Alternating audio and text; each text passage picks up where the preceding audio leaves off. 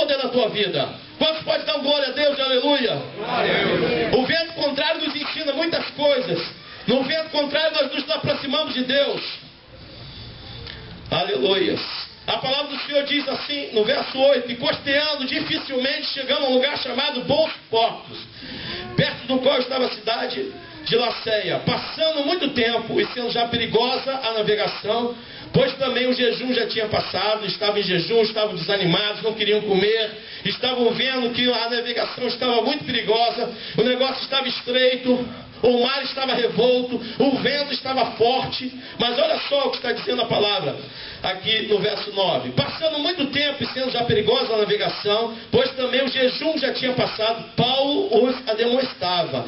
Paulo estava ali dizendo com eles: olha, vamos rever essa situação. Paulo estava aconselhando, aleluias, dizendo: os varões, vejo que a navegação há de ser incômoda e com muito dano, não só para o navio e carga, mas também para a nossa vida. Paulo estava dando um conselho da parte de Deus. Paulo estava sendo usado por Deus ali para falar com o comandante, para falar com o centurião, para falar com o piloto daquela navegação, e dizendo: ó, é mais prudente ficarmos aqui neste lugar do que nós partirmos, do que nós irmos adiante dessa viagem, porque o negócio está estreito, o negócio está perigoso, o negócio está de assustar. E quantas vezes Deus está falando com você e você quer apostar numa situação, você quer pagar para ver, e Deus está dizendo: não vai, segura, fica quieto. Enquanto Deus está dizendo: fica, e você está roubando a mala, eu vou. Deus está dizendo: fica, e você está comprando a passagem e está indo. Irmãos, decisões têm que ser tomadas por Deus. Nós não podemos tomar decisões pelas nossas emoções, porque quando você está desmotivado, os pensamentos do seu coração, da sua mente e os seus sentimentos vão fazer você confuso. Porque os seus planos podem ser os seus, mas os de Deus são diferentes dos seus. Quantas vezes você faz um plano, mas quem dá a última resposta é Deus.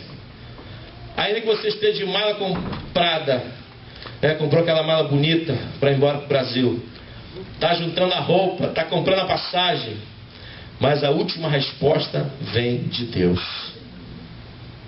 Eu já vi casos, amados, de pessoas com passagem marcada, tudo pronto para ir embora, vou embora, tchau, despede, chega lá no aeroporto, perde avião, fala: sabe da coisa, vou ficar por aqui mesmo, se foi um sinal que Deus me deu, e voltou para trás e Deus abençoou e prosperou. Não pergunte para o pastor qual a decisão que você tem que tomar, porque eu vou dizer para você: tome a decisão que Deus colocar no seu coração. Não é o que estão dizendo para você que você tem que fazer, não. Mas se Deus falar com você, você vai sentir no seu coração e você vai sentir a confirmação da parte de Deus desse momento que você tem que tomar uma decisão. Paulo estava sendo usado por Deus ali para divertir. E muitas vezes nós não queremos ouvir um conselho da parte de Deus, ainda que seja por homem. E ele estava sendo usado por Deus.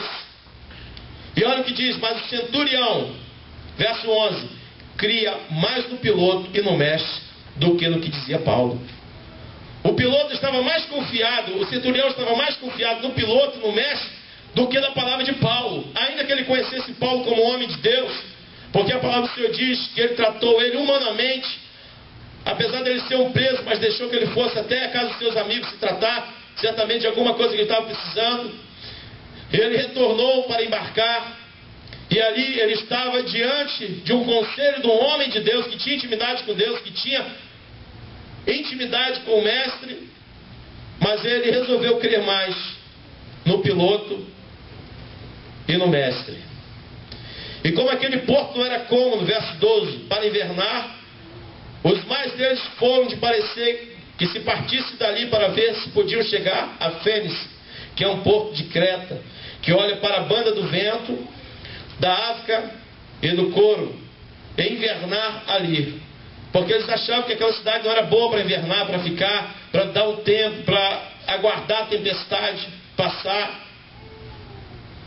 Mas olha o que diz o verso 3: soprando o vento sul, brandamente lhes pareceu terem já o que desejavam. Eles fazendo-se de vela, foram de muito perto costeando Creta. Mas não muito depois, deu nele um pé de vento, chamado Euroaquilão. E sendo o navio arrebatado, e não podendo navegar contra o vento, dando de mão a tudo, nós deixamos ir à toa. E correndo abaixo de uma pequena ilha chamada Cauda, apenas puderam ganhar o batel, ou o bote. E ali eles foram açoitados, amados, por uma grande tempestade. E a palavra do Senhor diz que eles ficaram dias após dias sem ver o sol e sem ver estrelas, por causa da grande escuridão daquela tempestade. Eles estavam passando por momentos terríveis e tremendos. Não somente os presos, mas também Paulo. Paulo também estava ali dentro, amados, daquele barco, passando por aquela aflição, passando por aquele problema terrível. Não sabiam se iam chegar vivos, não sabiam se iam chegar ao seu destino. Agora imagine você ficar dias e dias dentro de um barco, com todos os presos lá, certamente algemados,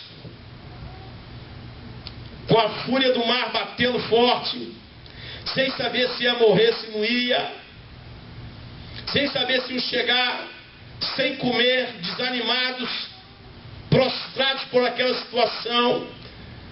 Será que você pode entrar nessa história de Paulo e entender esse momento tão difícil que eles estavam passando?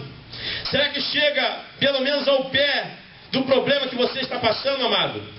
Será que chega um pouquinho perto do problema que você está atravessando, que você pensa que é o maior problema do mundo? A tendência do homem e da mulher, quando tem um problema, ele pensa que aquele problema que ele tem é o maior problema do mundo. Aleluia! Que aquele problema ali é insolúvel, que aquilo ali não tem solução. E ele começa a ficar com a cabeça deste tamanho assim, só pensando, e o inimigo trabalhando forte na vida dele. Mas nós cremos que o nosso Deus, ele tem solução para todas as coisas, até diante da morte. Quando encontra com o mestre, tem que saltar, aleluia, na vida. Glória a Deus. Você pode dar um glória a Deus aí, querido, porque você tem Glória a Deus. a bênção da companhia de Deus em todos os seus momentos. E Paulo cria nisso, Paulo sabia disso. Paulo sabia que aquele momento ali que ele estava passando, Deus ia dar vitória a ele.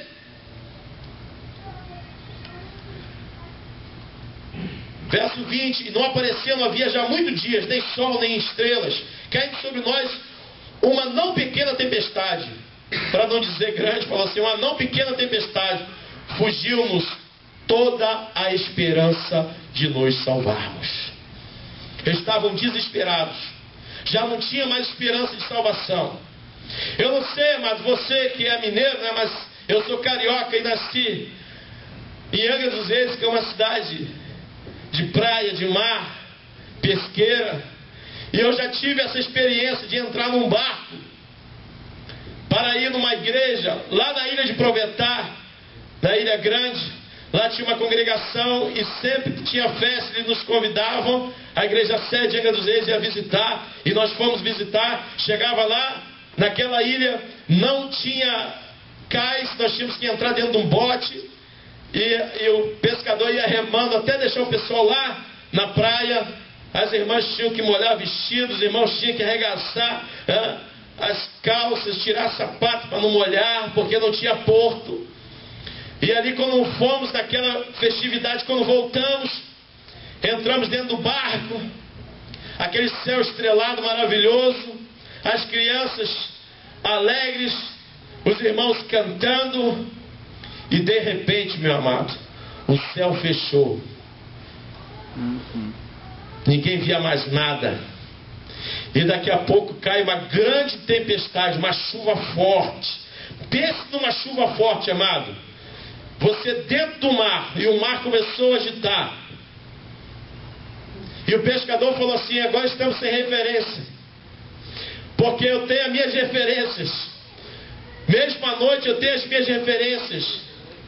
E naquela época não tinha GPS não, meu querido.